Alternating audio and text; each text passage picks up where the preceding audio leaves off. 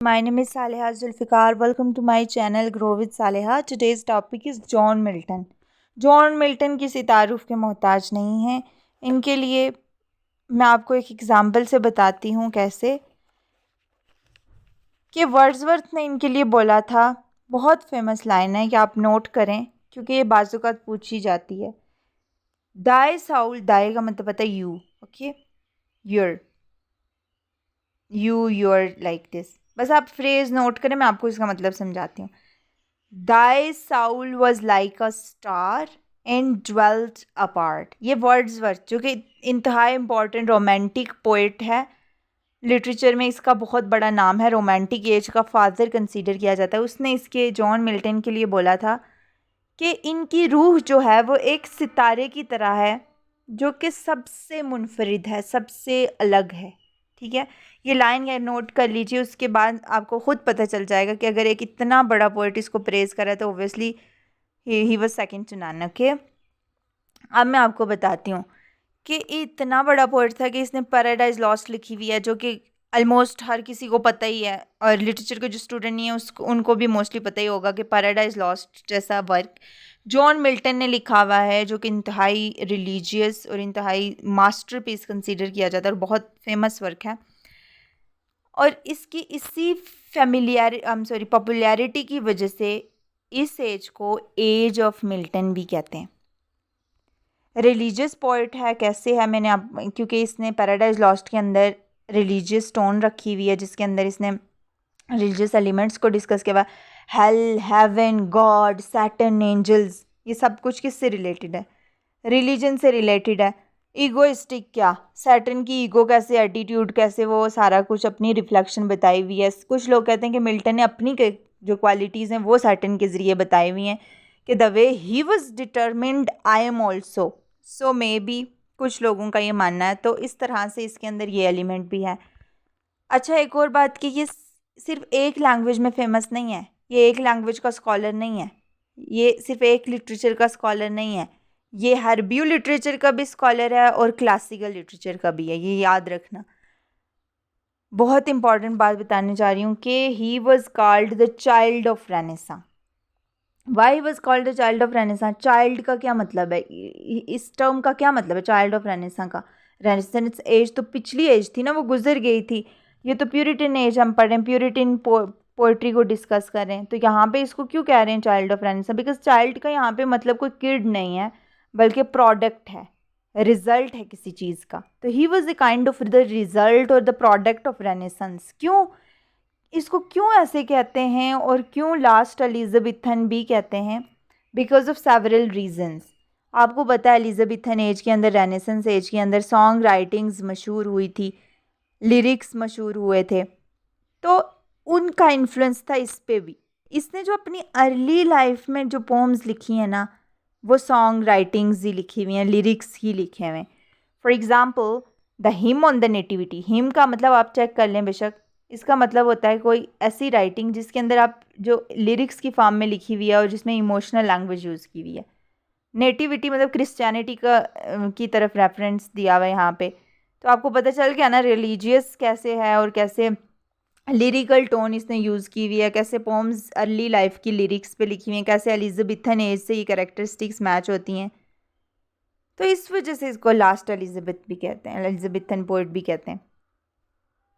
अच्छा, उसके बाद ये जो नाम है ना, एल एलिग्रो टू लिसीडस कॉमस स्पेंसरसो, ये सब मैं आपको आगे डिस्कस करूँगी। जब मैं बुक्स की डिटेल डिस्कस करूँगी वहाँ पे मैं आपको बताऊँगी कि क्या क्या इन बुक्स के बारे में फ़ेमस है और ये जो बुक्स हैं इनको क्यों याद रखना भी ज़रूरी है। फॉर एग्ज़ाम्पल लिसीडस बहुत फेमस है, कॉमस बहुत फेमस है, और ये भी आपको पता चल गया कि ये अर्ली लाइफ से बिलोंग करती हैं। क्योंकि आपको मैं बता दूं एलिजाबेथन एज के अंदर जो सॉन्ग राइटिंग्स होती थी वो किस पे बेस होती थी? नेचर को वो डिस्कस करते थे, rustic life, rural life, dawn discuss कर लिया, डस्क डिस्कस कर लिया, मतलब शाम सुबह, पस्टोरल मतलब नेचर पे लिखना, ये सब कुछ ना एलिजाबेथन एज में था। लेकिन ये जो इसकी पोइट्री हमारे लिए उठा के देखें ना तो उसके अंदर भी यही है, एलिमेंट्स भी यही हैं। इवन मैं आपको बताऊंगी जब मैं बुक्स की डिटेल लास्ट पे डिस्कस करूंगी। अभी मैं इसको शॉर्ट में थोड़ा बहुत डिस्कस कर रही हूँ। बाद में हम देखते हैं अभी इसी वीडियो में। इसकी बहुत बड़ी सोनेट है when the assault was intended to the city. इसके बारे में भी मैं आपको बताऊंगी, अगर आगे डिस्कस ना हो यहाँ पे डिस्कस करेंगे। मिल्टन प्यूरिटन था। एक बात याद रखनी है, प्यूरिटन कैसे था कि इसने ना इस चीज़ के लिए इसके खिलाफ आवाज़ उठाई थी कि रिलीजन में करप्शन नहीं होनी चाहिए, इंसान जो मॉरल वैल्यूज़ खो चुका है उसको नहीं खोना, उसके खिलाफ आवाज़ उठानी है। ओके, इसी वजह से ये किसके खिलाफ था? चार्ल्स वन के खिलाफ था। क्यों? खुद प्यूरिटन था ना, और क्रोमवेल के साथ बड़ा उसका सपोर्टर था। क्यों? क्योंकि क्रोमवेल लीडर था प्यूरिटन्स का। हुआ ये कि जब क्रोमवेल चार्ल्स वन को एग्जीक्यूट कर दिया गया, उसके खिलाफ आवाज़ उठाई, तो जो मिल्टन था ना, क्रोमवेल था ना, जब उसकी भी डेथ हो गई ना, तब उसका बुरा टाइम शुरू हो गया। तब बेचारा अंधा हो गया, और ना सिर्फ इसको उसके दोस्तों ने छोड़ दिया, क्योंकि इंसान पे जब मुश्किल वक्त आए तो सब उससे चिड़चिड़े हो ही जाते हैं। It's natural, nothing very surprising. It happens in today's life too. Please notice in your surrounding it happens. If somebody belongs to an elite class, people give respect to them. But जब वो death bed पे आ जाएगा ना, तो nobody cares. If somebody cares, अगर करता भी है ना, तो for a very short period of time. So similar happens to Milton too. He was a great name. He had the great name in literature. He has the great even, but still not only his friends left him in his bad time, बल्कि उसकी जो अपनी wife, उसके बच्चों ने भी उसको छोड़ दिया था, क्योंकि ब्लाइंड हो चुका था। अब ये क्वेश्चन पूछा जाता है कि ब्लाइंड पोइट कौन है लिटरेचर के अंदर, तो वो मिल्टन है। ओके, देखें, ये प्यूरिटन मूवमेंट को इतना सपोर्ट करना शुरू हो गया था कि सेक्रेटरी बन गया था क्रोमवेल का। तभी मैं कह रही हूँ ना, क्रोमवेल उनका लीडर था प्यूरिटन्स का। इनकी अच्छी बनती थी। Blind poet in English literature, बहुत बहुत ज़बरदस्त MCQs है, ये बार बार पूछा जाता है। इसके अगर ग्रेटेस्ट वर्क की बात करें ना, तो पैराडाइज लॉस्ट है, पैराडाइज रीगेंड है, सैमसन एगोनिस्ट्स है।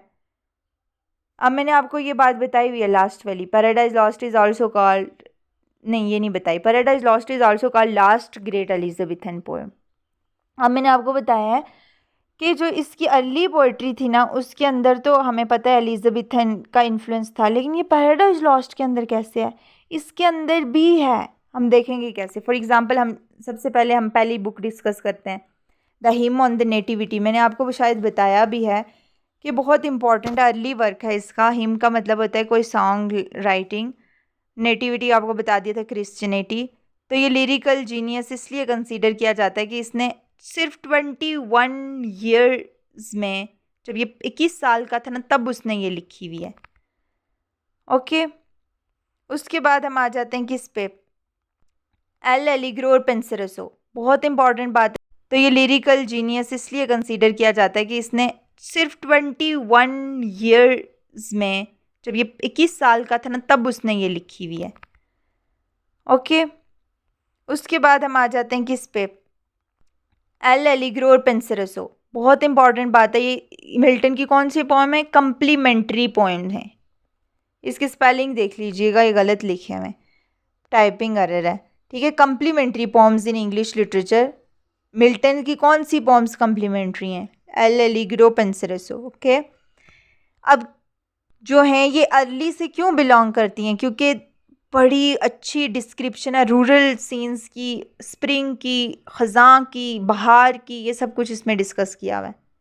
आगे समझ के कैसे ये लास्ट एलिजाबेथन पोइट है, आई होप सो आ गई होगी। उसके बाद देखें, एल एलिग्रो में और क्या चीज़ बताई हुई है कि पोइट जो है ना, इसके अंदर बड़ा अच्छे मूड में है और आइडियलाइज्ड पिक्चर्स बता रहा है, रस्टिक लाइफ की, डान की, डस्क की, मैं आपको पहले बता चुकी हूँ, लाइफ की खुशियों की बात कर रहा है। पेंसरसो के अंदर थोड़ी सी सीरियस और मेडिटेटिव स्टाइल, मेडिटेटिव का मतलब होता है कि इमेजिनेटिव राइटिंग हो, जो थिंकिंग पे बेस्ड हो, थॉट्स पे बेस्ड हो। उसके बाद देखें, प्रेज कर रहा है जॉयज़ को of contemplative life. Okay, pensive thoughts यानी वो इमेजिनेशन डिस्कस कर रहा है, ब्यूटी ऑफ नेचर डिस्कस कर रहा है, हो गई क्लियर? दो चीज़ें याद रखने वाला, एलिग्रो पेंसिलस दोनों कम्प्लीमेंट्री पोम्स हैं। उसके बाद दोनों के अंदर रूरल डिस्क्रिप्शन है क्योंकि ये अर्ली पोम्स हैं। Simple Lycidas, oh my God it's so famous, you know why? Because अपने बेस्ट फ्रेंड के लिए लिखी गई एक एलिजी है। You know what is elegy? Elegy होता है जब किसी की डेथ पे या कोई बहुत बड़ा दुख हो तो उस पर मातम बनाने के लिए लिखी गई हो। इसका दोस्त था, जॉन मिल्टन का दोस्त कौन था? King Edward. उसने उसके लिए ये पोम लिखी हुई है, ये एलिजी लिखी हुई है, जो कि इंतहाई इम्पोर्टेंट है। इसका नाम ना भूलिएगा, किसने लिखी हुई है ये भी मत भूलिएगा। अब ये अगली पोम कॉमस क्यों इम्पोर्टेंट है? क्योंकि ये जो कॉमस वर्क है ना मिल्टन का, इसके अंदर इसने ये भी बताया हुआ है कि कैसे वो एक सिंपल पोएट था, कैसे वो अर्ली पोम्स के अंदर रूरल रिफ्लेक्शन देता था, कैसे नेचर को डिस्कस करता था, कैसे सिंपल थीम्स को डिस्कस करता था। और कॉमर्स के अंदर ही उसने बताया हुआ कि कैसे वहाँ से शिफ्ट होके ये अब सीरियस टोन को डिस्कस करने लगा, सीरियस टॉपिक्स को डिस्कस करने लगा। इसका जो लिखने का मकसद था वो कोई ना कोई किसी ख़ास टॉपिक पे लिखने लगा, किसी ख़ास मकसद के तहत। इसने इसी पोम के अंदर बताया कि कैसे वो पॉलिटिक्स के अंदर इन्वॉल्व हुआ, कैसे वो प्यूरिटन है, ये सब कुछ इसने इसमें डिस्कस किया हुआ है।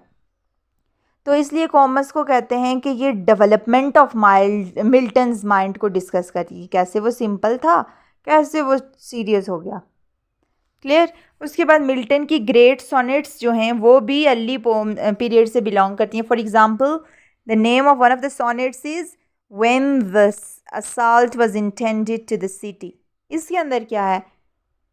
ये भी एक सोनेट है जो कि इंग्लिश लिटरेचर की एक हाईली रैंक्ड जो है फाइनेस्ट पीस कंसीडर किया जाता है।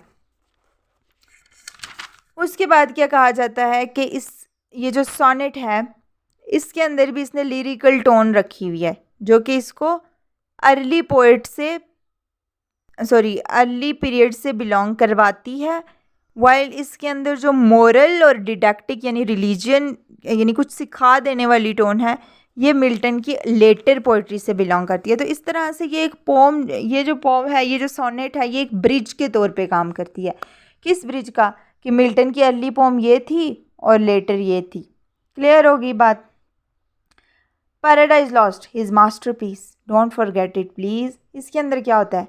इसके अंदर सैटन को और उसके जो साथी होते हैं उनको जहन्नुम में फेंका जाता है उनके कामों की वजह से। ठीक है?